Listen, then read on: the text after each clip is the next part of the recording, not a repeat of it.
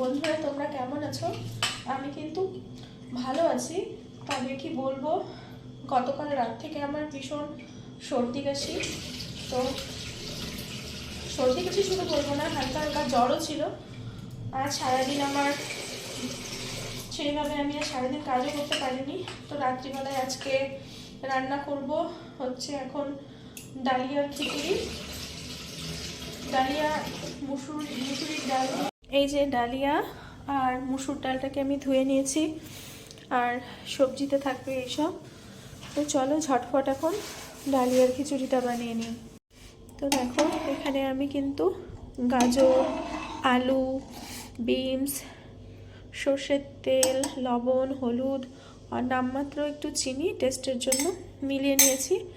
আর পেঁয়াজ আর অল্প রসুনের কোয়াও দিয়ে নিয়েছি। এখন প্রেশার কুকারটা ঢেকে দেবো, আর আমার ডালিয়ার খিচুড়িও হয়ে যাবে।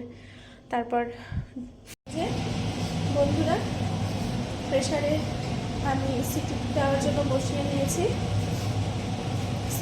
দু সিটি 3 সিটি পড়লেই আমার ডালিয়ার খিচুড়ি হয়ে যাবে। তারপর খাবার পাতে ঘি মিলিয়ে নেব। দারুণ লাগে কিন্তু ডালিয়ার খিচুড়ি।